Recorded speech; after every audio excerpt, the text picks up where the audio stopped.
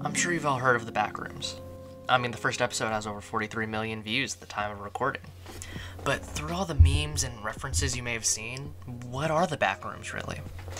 And what's happening with the story? In this video, I aim to explain, on a surface level, what is happening in the Backroom series. This video will only cover the first short film by Kane in depth, as it is meant more as a primer to the universe. If I see viewers want a more in-depth video and theorizing, I may make said video about everything released so far, or the next few episodes after what I cover today. Now, before I get started, let me disclose that this is not meant to replace actually watching Kane Backrooms. It is a primer. After you watch this video, I highly suggest you go watch the video this is about and the entire series for yourself.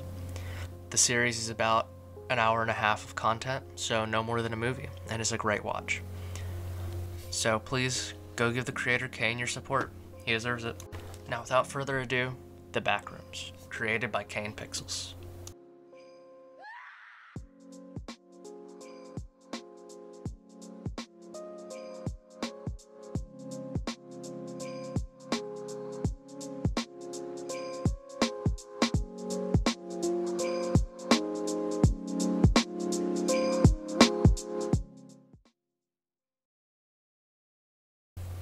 We start with some teens filming a movie of some sort, with an admittedly comical guy in a monkey mask scaring another person.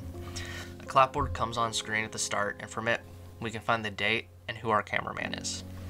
We're seeing footage filmed by Kane in July of 1991.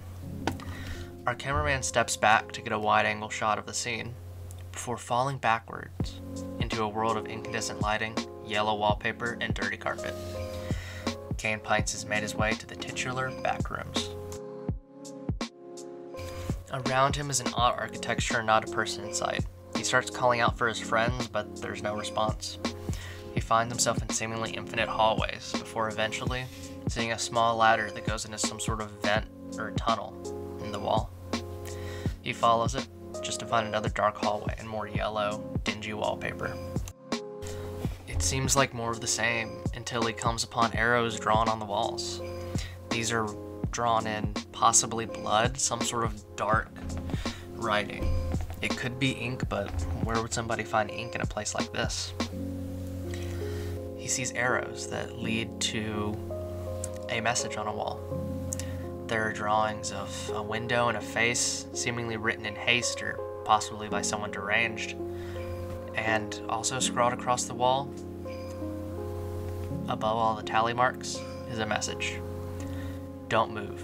Stay still. A rule which Kane immediately needs to ignore, as he hears a scream behind him and turns around to see some sort of creature. It looks almost as if made of wires or nerves, and it definitely doesn't look friendly. A chase ensues, with Kane jumping down a hole leading to a deeper level of the Backrooms. This level looks like a home of some sort, with stairs and a differently lit room to the right that seems to be a kitchen almost. There's even a working light switch at the top of the stairs that Kane flicks on and off and on and off when he reaches the top. And after following those stairs, he finds himself on a level of wooden floors and white walls. He sees a dumpster in the middle of a hallway and looks out a window to see what looks like an apartment building of some sort, just walls of windows. Down a hallway is what seems like a way out, or some sort of further way into the Backrooms.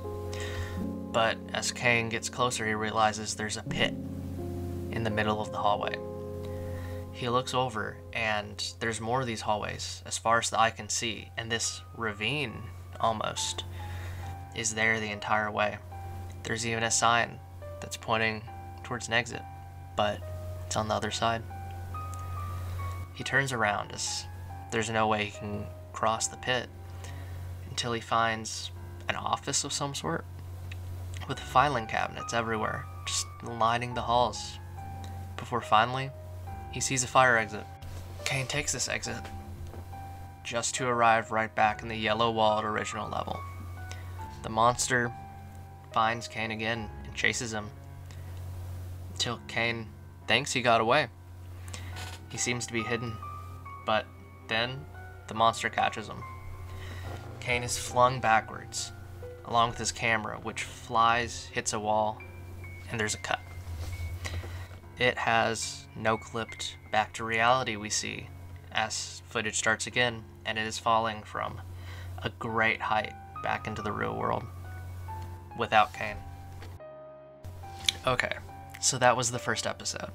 Confused yet? Let's rewind and go a little deeper.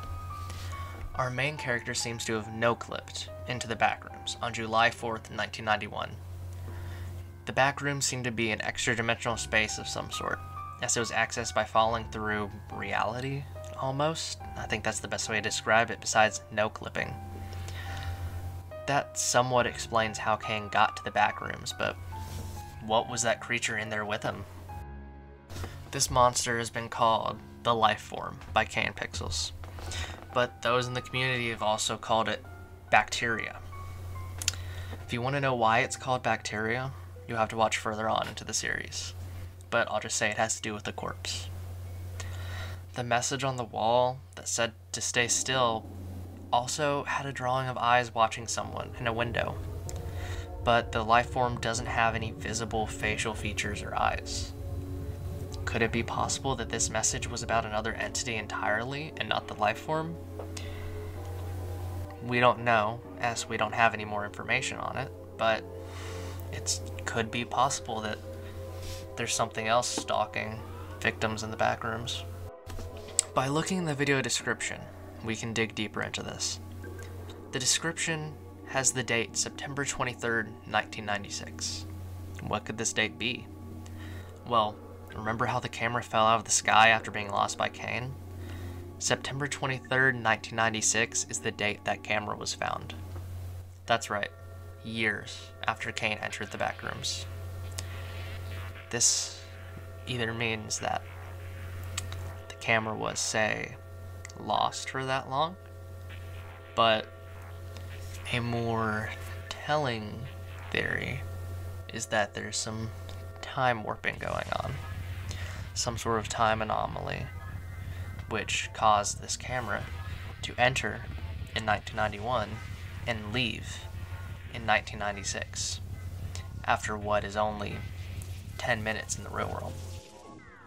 We can find one more piece of information by looking in the description, and that's a link to an unlisted video called March 1190 archive.tar.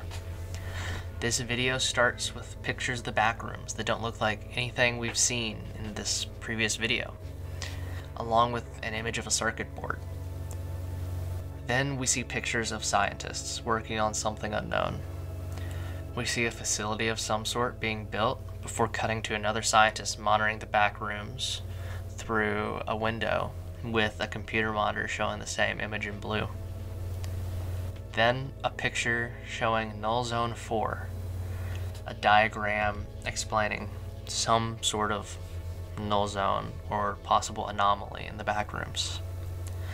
Finally, we cut to a metal doorway filled with machinery with a blue light emanating from the center. This video shows that the Backrooms aren't just something that can only be accessed by accident. These scientists are actively studying the Backrooms to further some unknown goal. The name of this video gives us the date this happened, March 11th, 1990. This means people have been in the Backrooms since over a year before Kane fell in, and they have a way to travel it themselves. The last image is of what's called the Threshold, a mechanical entrance to the Backrooms. The scientists have either stumbled upon or created an entire new world down there. One filled with danger and strangeness, and for what purpose? What could it be? What reason could they have for being down here? We don't know. At least not at the point we are in the series. If you watch further, you can find out. Now, who are the scientists? How long have they been studying the Backrooms? Who else has been there? What creatures are there? If you want to know more, You have to watch the series yourself to find out. Or ask in the comments, and I can make another video, I guess. Personally, I love this series, and I can't wait to see where it goes. Anyway, thanks for watching, guys. I took a break for YouTube for about a year because of time constraints and having a girlfriend, which I still have a girlfriend. I'm not going back on YouTube because the bachelor life has taken me, but I have a little more time, and I liked making videos, so I decided to do something else. Honestly, not knowing what content to make was really what made me leave. It was tiring trying to be a drama YouTuber and cover Chris Chan and depressing topics like that, so I found something new. Something I'm interested in, something I'm passionate about. I love horror and analog horror, internet content like this, internet mysteries, creepypasta, urban legends. I love it all. And hopefully, I'll be making more content like that on this channel. With that, I'll see you all next time.